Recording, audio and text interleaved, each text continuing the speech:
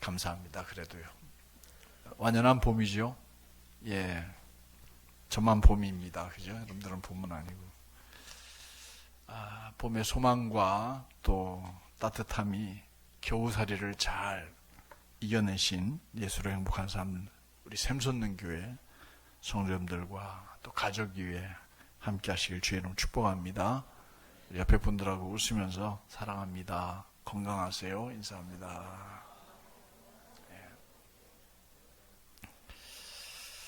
오늘 여러분들이 잘 아시다시피 예수님께서 어린 나귀를 타시고 십자가를 짊어지시려고 예루살렘 성에 입성하시던 종려주일입니다. 그림을 하나 볼까요? 이렇게 어린 나귀를 타셨습니다. 종려주일이라고 하는 이유는 그 손에 들고 있는 나뭇가지가 종려나무입니다. 사람들은 길에 자기 옷을 벗어서 옷을 깔고 카페트 역할을 하게 했죠.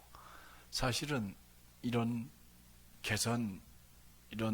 입성은 사실은 개선 장군이 입성할 때 모습입니다. 어디 멀리 외출 갔다가 돌아오는 왕이라든가 아니면 전쟁에서 이겨 돌아오는 장군을 환영할 때 이렇게 종려가지를 들고 그리고 옷을 깔고 향을 피워가면서 맞이하게 되는데, 예수님이 평화의 왕으로 예루살렘 성에 입성하시던 모습을 우리는 떠올리게 됩니다. 사람들은 누구나 다 행복한 삶을 원합니다. 고난보다는 행복을 바랍니다. 여러분들도 그러시죠? 그렇습니다. 쉽게 이해라고 대답하지 못하는 건 뭔가 암시하는 게 있어서 목사님이 이런 얘기를 한다라는 생각을 가지신 것 같아요. 힌두교 최대 축제인 쿰부멜라라고 하는 날이 찾아오면요, 인도 사람들은요, 인도의 소도시인 알라하바드라는 곳에 모여서 겐지스 강에 뭘 닦아요? 몸을 닦습니다. 그래서 자기 죄를 씻으면서 그들이 소망하는 건 행복하게 해주세요 라는 거였어요. 토마스 무어가 말한 유토피아도, 또 서양에서 말하는 파라다이스도, 또 동양에서 말하는 무릉도원도 사람들이 고통받지 않고 그곳에서 행복하게 살고 싶다라는 그런 소망이 담겨있는 그런 장소들을 이야기하고 있습니다. 그러나 그런 것은 유토피아죠. 사실 참 힘들고 어려운 일입니다. 왜냐하면 인간이 존재하는 것 자체가 사실은 고통입니다. 그래서 불교에서는 인생을 고해, 고통의 바다다 이렇게 설명을 해 놓았습니다. 이렇게 고통보다는 행복을 바라는 것, 예수님의 제자들도 다를 바 없습니다. 여러분들도 마찬가지겠지요. 여러분들 행복하기를 바라신다는 걸 잘 압니다. 예수님께서 십자가 사명을 감당하시기 위해서 예루살렘으로 올라가는 중에 논쟁이 벌어집니다. 제자들끼리 서로 말로 싸웁니다. 그때 논쟁의 주제는 뭐냐? 누가 더 크냐 하는 것이었어요. 누가 더 높은 자리에 앉을 거냐 하는 것이었습니다. 제자들은 예루살렘에서 예수님이 왕이 될 것이라는 기대감을 가지고 3년을 따랐습니다. 그리고 왕이 되면 자리 분배, 공로에 따라서 자리 분배를 하게 되면 누가 좀 더 예수님 가까이에 자리에 앉게 되고 누가 좀 더 많은 땅을, 큰 성을 차지해서 높은 자리에 앉아서 떵떵거리고 살 것이냐 하는 그 논쟁이 있었어요. 그때 그 논쟁을 촉발한 이유는 뭐였죠? 야고보와 요한의 어머니가 찾아와서 예수님께 내 두 아들에게 예수님 우편과 좌편에 앉혀달라고 한 바람에 이 문제가 촉발이 됐습니다. 그런데 이런 높은 자리에 앉게 될 거라는 이런 기대감은 예수님께서 어린 나귀를 타시고 예루살렘 성에 들어가시는 순간, 와, 이제 꿈이 현실이 되는구나. 예수님이 왕이 되시는구나 하는 기대감 때문에 제자들은 흥분에 차서 정말 너무너무 행복한 모습으로 예수님을 따라 들어갔죠. 꿈이 이루어진다고 생각을 했습니다. 그런데 거기서 사흘을 지내고 나흘째 되는 날 밤에 겟세마네 동산에서 예수님이 사랑하는 제자 가룟 유다의 입맞춤과 함께 체포되어서 끌려가는 모습을 보고는 다 어떻게 했어요? 다 도망가 버렸습니다. 그래도 베드로는 멀찌감치서 예수님을 버리지 못하고 따라갔습니다. 빌라도의 법정에서 사형 언도를 받으시고 모진 매질을 당하신 다음에 십자가를 지시고 골고다 언덕을 올라갈 때 베드로는 저만치 떨어져 있다가 나 저분 모릅니다 하고 3번이나 부인하게 됩니다. 이렇게 사람들은 기독교나 다른 종교들을 갖게 되는 이유가 흔히들 말하는 마음의 평안을 얻고 싶어서 그렇습니다. 행복하기를 바라서입니다. 근데 예수님께서 겟세마네 동산에서 체포되실 때 그들은 고난을 피하려고 예수님을 버리고 달아나 버리는 것. 그건 행복을 추구하는 사람들 입장에서는 너무나 당연한 일입니다. 근데 그들이 변하지요. 나가다라 방에서 성령님을 받고 난 다음에 변하게 됩니다. 가만히 보면 결국 우리도 그 제자들과 다를 바 없습니다. 그럼에도 우리는 지금 주의 제자라고 말하고 주의 종들이라고 말하고 또 성도들이라고 말합니다. 그렇다면 우리는 좀 달라야 되지 않겠습니까? 우리는 어떤 자세로 주님을 따라야 할까요? 주님은 오늘 본문을 통해서 우리에게 어떤 종이 되라고 이야기를 할까요? 이 말씀을 듣고 말씀이 삶이 되기까지 우리가 살아내야 될 것이 꼭 기억해둬야 될 것이 있다면 뭘까요? 3가지를 함께 나누려고 합니다. 첫 번째는 배우는 제자. 따라합시다. 배우는 제자. 배우는 종이 되라고 이렇게 당부하십니다. 그래야 예수님을 단순히 행복하기 위해서 쫓아가는 존재가 아니라는 거죠. 4절 말씀을 우리 새한글 성경으로 함께 읽어볼까요? 주 여호와께서 나에게 제자들의 혀를 주셔서 지친 사람에게 말로 용기를 북돋아 줄 알게 하셨습니다. 아침마다 일깨워 주셨습니다. 나의 길을 일깨우셔서 제자들처럼 듣게 하셨습니다. 우리가 예수님의 제자와 종으로 살아가려면 아침마다 주님의 목소리에 귀를 기울일 줄 알아야 합니다. 주님의 길을 깨닫고 하루하루 살아갈 힘을 얻어야 합니다. 아침을 깨우세요. 목사님 또 새벽기도 나오라고 하는가 보다. 꼭 새벽기도 안 나오셔도 괜찮아요. 새벽기도는 할 사람이 하는 거죠. 근데 여러분들은 아침을 깨우셔야 돼요.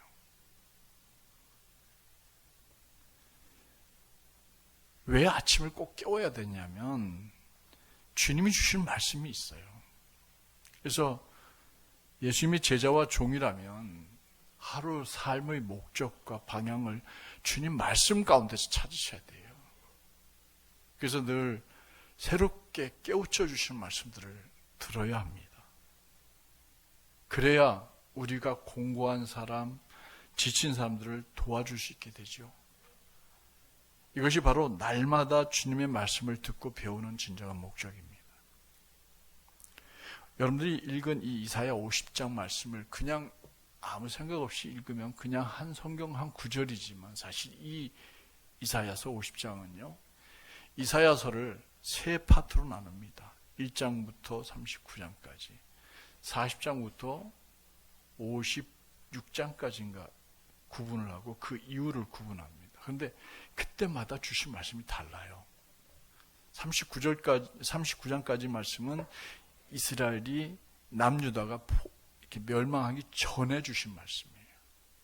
그래서 징계, 진노, 심판 이런 말씀들이 예언자의 입을 통해서 많이 나와요. 근데 우리가 이건 이 40장부터 66장까지 말씀 안에는요, 어디서 듣는 노래냐면은, 예언이냐면요, 남유다가 포로로 끌려가가지고 바벨론에서 생활할 때 바벨론에 있던 백성들에게 들려진 소리예요.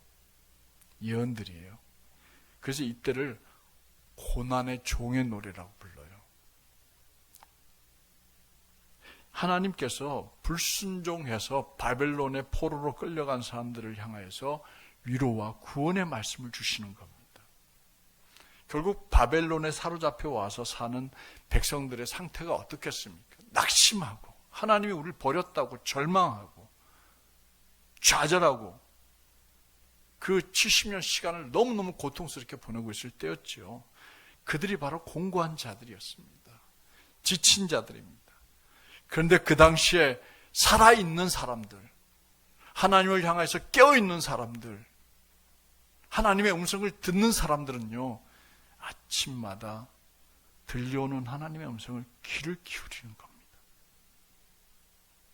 하나님의 종, 예언자들, 살아있는 사람들은요, 하나님이 주시는 말씀을 아침마다 귀 기울여 듣고 그 말씀을 깨우쳐서 좌절하고 절망하고 있는 사람들을 찾아가서 하나님이 우리를 도우실 거라고, 두려워하지 말라고, 우리 잘 견뎌내면 고향으로 돌아갈 수 있다고, 예언자들에게 약속하신 말씀이 있다고 이렇게 위로하게 된다는 거죠.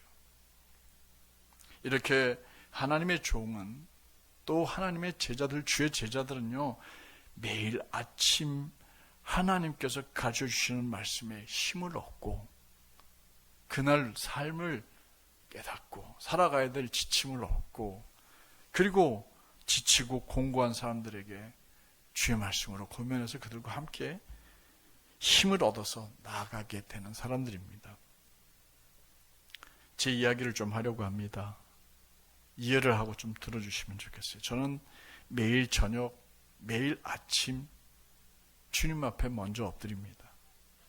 그리고 주님의 말씀에 귀를 기울입니다. 오늘도 새벽 5시에 일어나서 먼저 주님 앞에 엎드려서 기도를 드리고, 그리고 오늘 여러분들에게 설교해야 될 이 설교 본문을 또 한 번 읽습니다.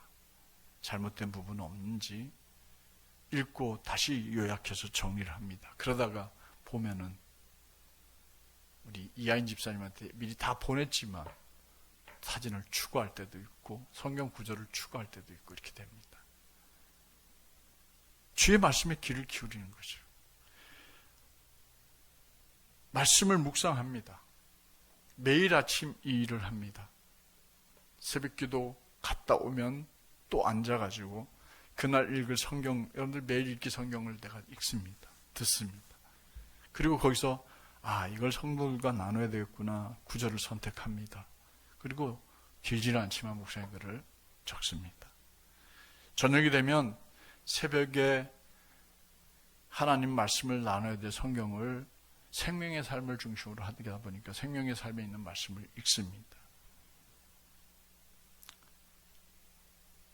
이렇게 매일 저는 말씀을 읽고 또 여러분들에게 보내드리는 묵상의 글을 정리합니다. 짧지만 진심을 다하여서 준비를 하고, 여러분들이 그 말씀을 읽으면 하나님께서 주시는 말씀으로 오늘 듣고 그 말씀을 또 살아내고, 그리고 거기에 있는 짧은 기도문을 같이 읽음으로 하나님 앞에 기도를 드리고, 그리고 보내준 찬양을 들으면서 아침을 이렇게 주님 앞에 깨우자 해서 제가 그 일을 365일, 제가 빠뜨린 기억으로는 어머님 작년에 장례식 때 이틀인가를 빠뜨리고 계속 보내드리고 있습니다. 한 번도 빠뜨린 적이 없습니다. 여러분들은 그냥 별 생각 없이 클릭할 때가 참 많을 겁니다. 뭐 안 읽을 때도 많을 겁니다. 성경 안 읽을 때도 많을 겁니다. 제가 압니다. 그 성경 꼬박꼬박 다 듣기가 쉽지는 않습니다만 여러분들뿐만 아니라 다른 분들에게도 보내주는데 그분들에게 피드백이 옵니다. 목사님 정말 너무 우리말 성경 읽기가 너무 좋아요. 듣기도 좋고요. 감사합니다. 뭐 이런 글들이 와요. 저는 여러분들에게 피드백을 보내라는 얘기가 아니에요. 아침을 깨우세요. 그리고 그 말씀 길게 성경까지 다 읽으면 15분에서 20분. 성경 읽기를 생략하고 제 글만 읽는다고 하더라도 2분이면 됩니다. 1분이면 됩니다. 근데 그걸 잘 안 해요, 우리는요. 그죠? 그냥 놓칩니다. 말씀으로 나를 깨우치지 않고 하나님 앞에 잠깐을 기도하지 않고 그냥 우리는 하루를 덤벙 살아갑니다. 왜 새벽 기도를 안 하세요? 하실 수 있는 분들이 있잖아요. 멀리 계신 분들한테 새벽에 하라고 그러지 않겠습니까? 안 되시면 그냥 영상을 트세요. 영상 트셔도 해도 됩니다. 그래서 아침을 깨워서 우리가 하나님 말씀을 같이 아침에 듣고 같이 사명을 감당하자라고 여러분께 당부드리고 싶어요. 사랑하는 성도 여러분들, 저만은 아니라 우리 모두가 함께 이 사명을 같이 감당해야 합니다. 저와 함께 아침에 여러분들의 핸드폰으로 배달되는 성경 읽기, 묵상의 글, 찬양을 통해서 주님이 내게 주시는 말씀에 매일매일 귀를 좀 기울여 듣고 그 말씀을 깨닫고 다른 애들과 나누면서 오늘 이런 말씀이 아침에 내가 읽었는데 우리 함께 이렇게 생각해보고 이런 것도 하면 어떻겠니 하고 할 때 우리는 주의 제자로 주의 종으로 살아가게 되는 줄 믿습니다. 그런 분들 되시길 축복합니다. 둘째로 주님은 본문을 통해서 주의 제자와 종은 고난을 피하는 사람들이 아니라고 얘기합니다. 고난을 복음 때문에 예수님 믿는 것 때문에 당하는 고난을 피하지 말라고 우리에게 당부합니다. 5절과 6절을 우리 새한글 성경으로 한번 읽어볼까요? 그들이 어떤 고난을 당한지 봅시다. 주 여호와께서 나의 길을 열어주셨고 나는 거스르지 않았습니다. 뒤로 물러나지도 않았습니다. 나를 때리는 사람들에게 나의 등을 내주었고 나의 수염을 잡아 뽑는 사람들에게 나의 뺨을 내주었습니다. 나의 얼굴을 숨기지 않았습니다. 수치와 침뱉음을 피하려 하지 않았습니다. 예수님의 제자로 산다는 것이요, 세상에서 말하는 일반적인 행복을 추구하는 것이라면 우리는 기독교보다는 차라리 불교나 다른 종교를 선택하는 게 더 나을 겁니다. 그러나 기독교는 세상에서 말하는 고난을 통해서 행복을 추구하는 사람들이에요. 예수님처럼 자기 희생을 통해서 행복을 추구하는 사람들이에요. 내가 물질을 많이 모으고 넉넉하게 살아서 행복을 추구하는 게 아니라 내가 희생해서 행복을 추구하는 사람들이에요. 예수님처럼 자기를 십자가에 주어서 내가 행복하자고 하는 사람들이에요. 그걸 이해하지 못하면 우리는 제자로 살아갈 수가 없습니다. 그러다 보면 예전이나 오늘날이나 주님 옆에서 일하는 사람, 약자의 편에서 일하는 사람들 당연히 고난을 당하게 되지요. 절대로 고난을 피하는 자들이 아닙니다.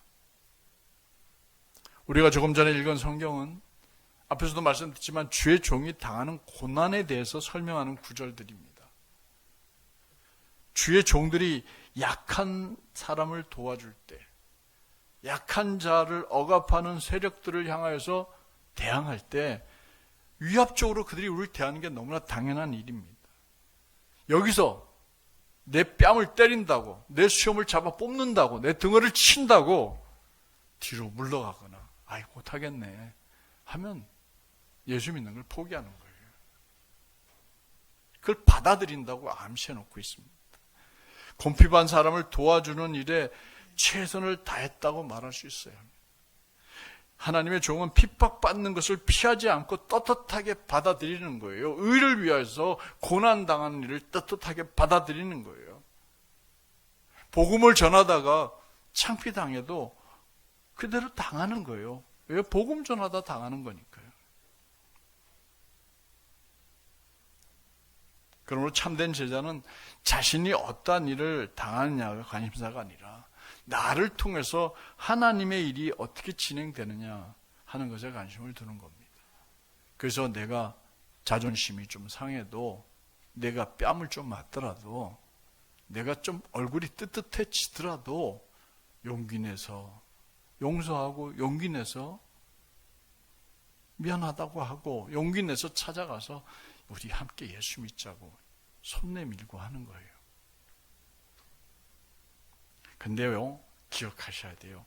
놀라운 것은 이 박해가 이방인들에게 당하는 박해가 아니었다는 거예요. 바벨론에서 박해를 받고 있는 동포들이 박해를 한다는 겁니다. 다시 말해서 교회 안에서 하나님을 믿는다고 하면서 다른 사람들에게 상처를 주는 것과 똑같은 일이에요. 예수님께서 이런 말씀을 해주셨어요. 마태복음 5장 22절을 한번 읽어보도록 할까요? 같이 읽어보겠습니다. 그러나 나는 여러분에게 말합니다. 자기 형제와 자매에게 분노하는 사람마다 그 책임으로 심판대에 끌려갈 것입니다. 자기 형제 자매에게 바보라고 말하는 사람은 누구든 그 책임으로 유대와 최고의회 공회에 끌려갈 것입니다. 이렇게 말했어요. 보세요. 여기 보면 참 묘하지요. 비난을 당하고 있는 사람, 바보라는 말을 듣고 있는 사람, 분노를 받고 있는 사람은 누구한테 그러냐면 자기 형제 자매라고 표현됐어요. 가만히 보면 교회 안에서 상처를 더 많이 받아요. 그렇잖아요. 그죠? 교회 안에서 시험이 더 많이 들어요. 근데 우리는 날마다 용서하라는 얘기를 들어요. 예수님을 믿고 살아가는 사람들은 용서하는 사람들이라고, 사랑하는 사람들이라고 하면서 나 상처받은 것도 절대 안 지워요. 안 잊어버려요. 세상 사람들은 상처받아도 그냥 술 한잔 먹고 잊어버리자 그러면 털어내는데 교인들은 그게 평생 갈고리가 돼요. 참 묘하죠. 묘하죠. 예수님은 당신의 종들이 형제 자매들에게 어떤 고난을 당하게 될지 6절에 표현해 놓은 거예요. 뺨을 때리는 사람이 동포라고요. 수염을 뽑는 사람이 모욕하고 침뱉는 사람이 누군지 아세요? 요즘에 복음 전하면요, 예수 믿던 사람들이 더 그래요. 더 심하게 비난해요. 포로로 끌려간 그들이 자기 동포를 보고 그렇게 한다고요. 이런 고난을 누가 당하셨습니까? 예수님께서 자기 동포들에게 그 고난을 당해서 십자가에 달려 돌아가신 겁니다. 그러므로 결국 예수님의 제자도 이런 종도, 그의 종도 이런 고난을 다른 사람들에게서 아니라 형제 자매들이 당할 수 있다는 걸 생각하고, 우리가 신앙생활을 해야 되는데 가급적이면 내가 상처를 안 주는 사람이 돼야 되고, 받더라도 용서하고 화합할 수 있는 사람들이 됐으면 참 좋겠습니다. 제정시대 때 만주에 영길현이라는 현에, 그러니까 우리나라로 말하면 면 정도 되겠죠. 군이나 면 정도 되는 곳에 종성동이라는 마을이 있었습니다. 이곳에 함경북도 종성 사람들이 그 만주로 가가지고 동네에 가서 100여 명이 살게 되었어요. 그래서 마을을 이루게 되었습니다. 근데 마침 선교사님 한 분 오셔가지고 침례교회를 세우게 되었습니다.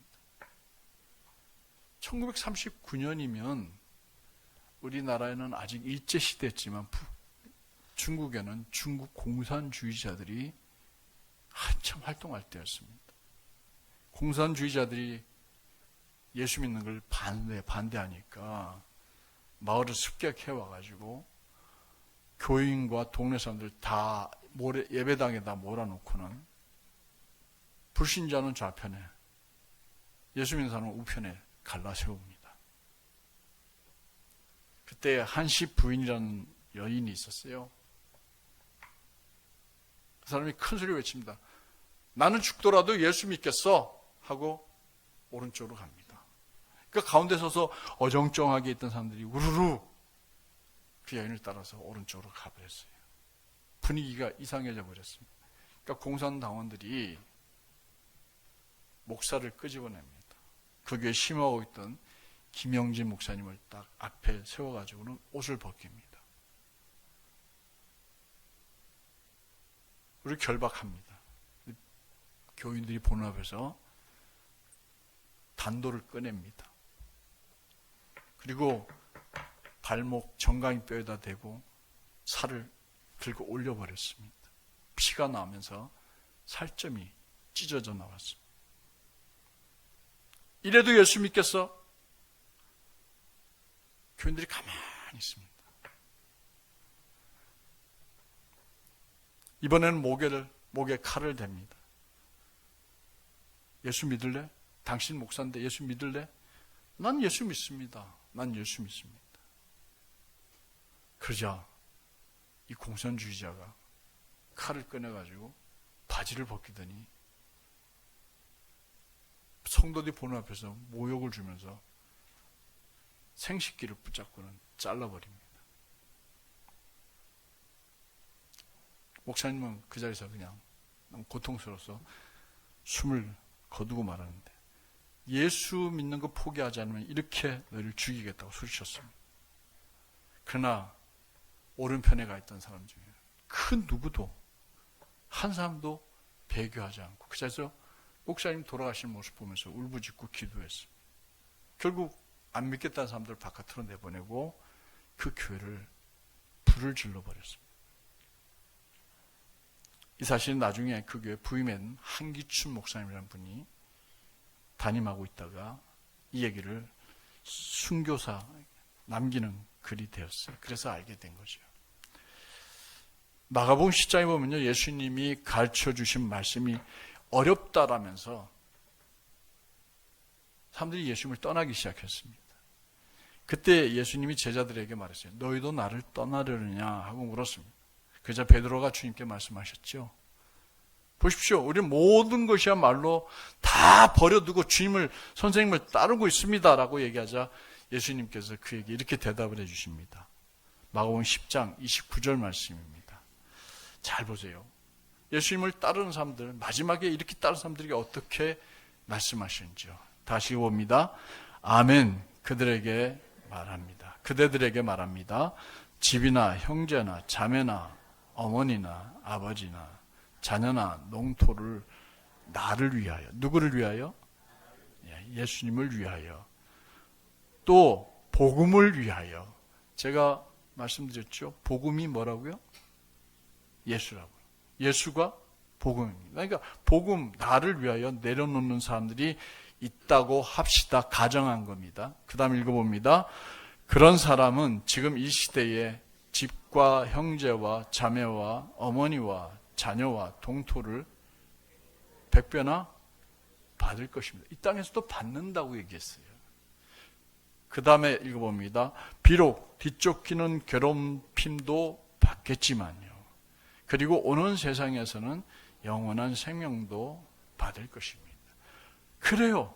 주님을 위하여, 복음을 위하여 내려놓는 사람은 주님이 100배나 갚아주신다고 했어요. 그러나 뒤쫓기는 괴로움도 함께 받을 것이라고 했습니다. 당연히 다음 세상에 영원한 생명을 약속하신 것도 맞습니다. 그렇습니다. 사랑하는 성도 여러분, 예수님의 12제자들은 요한을 빼고 11명 모두, 그리고 그 후로도 수많은 사람들이 예수를 위하여, 복음을 위하여 극심한 고난을 당하다가 순교로 생을 마칩니다. 이들처럼 예수님의 제자 혹은 종으로 산다는 여러분들과 내가 고난을, 어려움을, 힘든 일을 각오해야 합니다. 그리고 따라가는 거예요. 근데 우리는 너무 편하게 예수님 믿고 있어요. 제가 여러분들에게 뭘 하자고 말하기가 참 어려워요. 죄송스럽고 죄송하게 만들어요. 제가 뭘 여러분들에게 하자고 얘기하면 여러분들이 저를 참 죄송하게 만들어요. 그래서 목사님이나 하세요, 이런 의미로 들릴 때가 참 많아요. 여러분들은 그냥 편안하게 신앙생활을 하게 해주는 목사가 돼야 된다고 생각하니까 요즘이 그런 시대인 것 같아요. 시대가 그런 것 같아요. 뭘 하자고 하면 자꾸 부딪혀 오는 소리들이 들려요. 이거 그래서 전 번번이 타협을 합니다. 이거 하지 말아야지. 다음번에 얘기하지 말아야지. 그런데 성경은 그럼에도 불구하고 해야 된다고 얘기하는데 저는 하지 않고 있고 좀 깝깝하죠, 제가. 어느 시대나 예수 잘 믿는다는 건 고난과 핍박이 따르기 마련입니다. 박해를 받으면서도 대적에게 도전할 수 있는 용기는 그냥 생기는 게 아니에요. 아침마다 말씀을 묵상하고 말씀에 귀를 기울이고 가르침으로 자기 마음속에 새기고 내가 주님 위해서 헌신해야지 이런 마음을 가질 때 하나님은 그 사람들을 축복하는데 그런 분들이 복받고 교회 잘 섬기는 분들 참 많이 봅니다. 저는 우리 교회 성도들이 이런 고난들을 더 많이 감수하고 하나님이 주시는 100배의 복을 더 많이 받아서 더 많이 충성했으면 좋겠어요. 그래서 수요예배도 좀 같이 하고 밤기도도 같이 하고 옛날 우리 선조들이 그렇게 살았어요. 그렇게 살아서 이 대한민국이 이만큼 잘 사는 나라가 됐는데 우리는 지금 그렇게 안 하면 다음 세대에 우리는 뭘 물려주게 될까요? 지금 우리 선조들이 눈물로 이렇게 만들어 와서 오늘 이만큼 대한민국 잘 사는 나라를 만들고 우리 후손들에게 물려주는데 지금 우리가 안 하면 다음 세대는 어떻게 될까요? 그 사람들은 뭘 누리고 살아가는 걸까요? 저는 좀 여러분들이 각오를 하고 바른 제자의 길을 걸었으면 좋겠어요. 사랑하는 성도 여러분들, 우리는 그럼에도 불구하고 묵묵히 주의 제자로 어떤 고난도 견디면서 결국 삶의 순교를, 생활의 순교를 주님께 드릴 수 있는 우리 성도들 되시길 주의 이름 축원합니다. 마지막으로 주님은 본문을 통해서 도와주마. 내가 너 도와주마. 이 약속을 우리에게 주십니다. 건강 주시겠다고 약속하십니다. 우리가 주님을 위해서 고난을 당하고 어려움 당하면 참고 인내하면서 기도하고 하면 말씀으로 묵상하고 하면 내가 너 도와주겠다고 말씀하십니다. 7절부터 9절 말씀 한번 같이 읽어보도록 할까요? 다시 읽어봅니다. 주 여호와께서 나를 도와주십니다. 이런 까닭에 나는 부끄러워하지 않습니다. 이런 까닭에 내가 내 얼굴을 부싯돌처럼 만들었습니다. 내가 창피 당하지 않을 것을 내가 알았습니다. 나를 올바르다 하시는 하나님이 가까이 계십니다. 누가 나와 다투겠습니까? 함께 맞서 봅시다. 누가 내 재판 상대인가요? 나한테로 나오기 바랍니다. 보세요. 주 여호와께서 나를 도우십니다. 누가 나를 죄 있다 하겠습니까? 이게 오늘 우리가 읽은 본문의 말씀하고 새한글 성경이 번역해 놓은 거예요. 원문에 더 가까운 말씀이에요. 그래서 우리는 쉬운 성경을 읽는 거고 또 새한글 성경을 읽어보는 거예요. 여러분들과 제가 설교하기 전에 읽었던 느낌하고 전혀 다르잖아요. 그죠? 훨씬 더 이해하기가 쉽잖아요. 근데 이게 원래 본문에 가까운 성경이라니까요. 주 여호와께서 나를 도와주신다고 했어요. 내가 얼굴이 붉어지고 어려움 당하고 시간을 주님께 드리고 아침을 드리고 기도하고 하면 주님이 우리를 도와주신다니까요. 약속하셨잖아요. 너무 피곤해서요. 일어나세요. 주님이 도와주십니다. 물질적으로 어려워서요? 아니요. 하나님 앞에 우리가 해야 될 일을 당당하게 하면 하나님 우리를 도와주신다니까요. 주님은 우리들에게 당신께서 도와주실 거라고 약속하십니다. 더 나아가 주의 도우심을 의지할 것과 함께 그의 대적들이 우리에게 사라질 것이라고 말씀해 주십니다.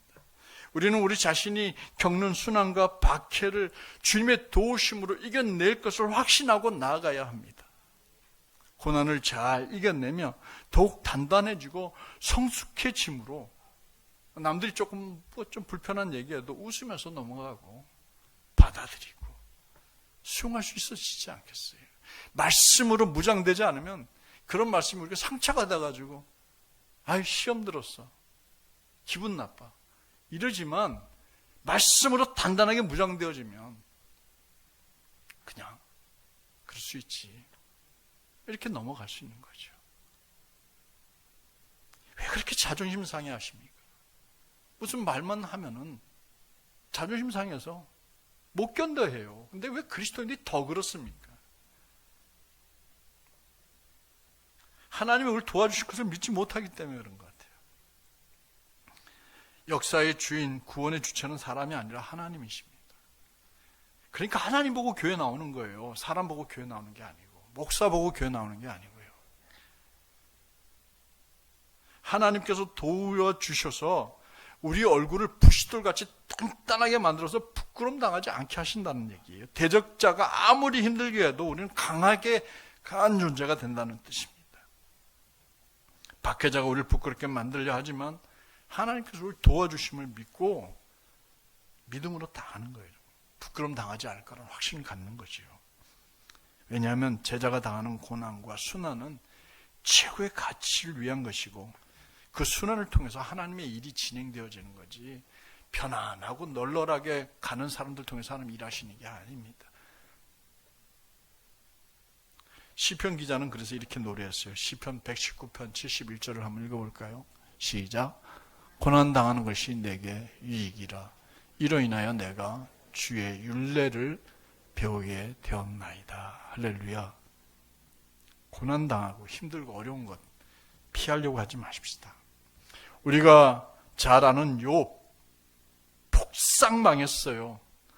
우리 보고 그렇게 망하는 신앙생활 하라고 그러면 누가 하겠습니까? 예? 완전히 망했는데도 불구하고 욥은 욥기 42장 5절에 이렇게 고백을 합니다. 시작. 내가 주께 대하여 귀로 듣기만 하였사오나 이제는 눈으로 주를 배웁나요. 눈으로 직접 뵙는다고요. 42장이면 이제 고난 친구들하고 말다툼 다 끝나고 주님이 나타나셔서 평가하실 때, 전에는 귀로만 들었지만 이제는 주님을 눈으로 배웠습니다. 언제요? 고난 다 끝나고 나니까. 고난이 우리에게 주는 유익은 우리를 성숙하게 합니다. 회개하게 하고 우리를 겸손하게 만듭니다. 나아가 다른 사람들에게 관심을 기울이게 만듭니다. 오늘 우리가 이 설교를 들은 이유도 생각해 보세요. 다음 주간이 고난 주간입니다. 이 고난 주간을 우리가 어떻게 보내야 될까를 좀 이 아침에 생각하게 하는 것 아닙니까? 그래서 목사님이 여러 가지 고난 주간에 해야 될 일들을 정리했죠. 새벽 기도를, 고난 주간 특별 새벽 기도를 하자.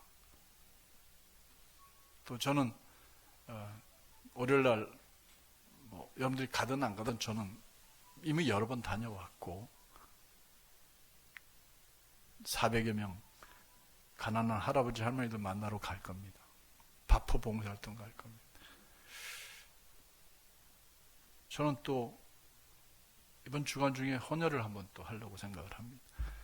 좀 나름대로 말씀을 묵상하다 보니까 고난 주간에 뭘 어떻게 하는 것이 내가 참 좋을까? 선한 일을 할까? 하나님이 기뻐하실까? 주님의 고난에 동참할까? 이런 생각을 하는 거예요. 묵상하지 않으면 그냥 평범한 한 주간을 지낼 거예요. 아침에 내가 한 끼씩 금식해야지. 저 금식을 다짐합니다. 그런 게 다 아침에 들은 말씀을 묵상하다 보면 생겨지는 마음들인데, 그거 안 하니까, 아침 기도 안 하니까, 아침 말씀하고 상관없이 그냥 아침 시작하니까 어제와 다를 바 없는 오늘, 그리고 고난 주간도 그렇게 한 주간을 보내겠지요. 사랑성도 여러분, 바라기는 오늘 종료주일입니다. 우리가 아까 박수 치면서 호산나를 불렀듯이 제자들도 흥분이 돼가지고 그 안에 들어갔습니다. 교회 안에 들어올 때 예수 믿으면 잘된 데더라, 복 받는 데더라. 근데 그게 고난 없는 복은 아무 의미가 없는 거예요. 허무한 거예요. 왜 고난 없이 어느 날 아침에 우리가 그토록 바라는 물질적인 축복을 바라가지고 로또에 당첨이 돼서 몇십억 받은 사람들, 왜 한결같이 그렇게 비참하게 인생이 끝날까요? 저도 가끔 로또를 사가지고 주머니 넣어놓고 주님 이거 되면 내가 주님 위해서 마음껏 일할 텐데요 생각을 해보는데 하나님이 안 주셔요. 그거 주면 하나님이 나를 망가질까 아시니까 그런 거예요. 같아요. 그래서 안 삽니다. 제자들요, 진짜 제자들은요, 고난을 기꺼이 감당합니다. 내가 당한 자존심도 내려놓습니다. 그리고 주님을 위해서 진짜 일합니다. 교회, 샘솟는 게 우리가 같이 마음 모아서 시작한 거 아니에요. 그렇잖아요. 여러분들한테 핑계대는 게 아니라 전 정말 하려고 마음을 못 먹었습니다. 근데 여러분들이 저 불러내서 하자고 했잖아요. 그래서 여러분들 혹시 빠지면 주보 보내고 편지 씁니다. 교회 안 오신 분이 있으면 또 전화도 합니다. 이제 제가 마지막 목회를 하고 있는 거예요. 열심히 하고 싶어요. 그리고 교회를 부흥시키고 싶은 마음이 간절해요. 같이 해야 되지 않겠어요? 이래서 나는 못하고 저래서 안 하고 기분 나빠서 못하고 그러면 우리 교회는 그냥 뭐 정말로 다음 제가 그만둘 때쯤 후임자 없이 교회 뭐 어떻게 해야 할까요? 좀 깝깝해져요. 저도 막 그 생각을 하면 깝깝해져요. 우리 같이 힘내어서 전도하는 일도 같이 힘내고. 저는 죄송하지만 막 그냥 제가 아는 사람들 보면 이번 돌아오는 부활주일날 교회 좀 같이 올 수 있겠냐고. 심지어는 다른 교회 다니는 분한테도 우리 교회 좀 오라고 막 그래놨어요. 좀 제가 창피하지만.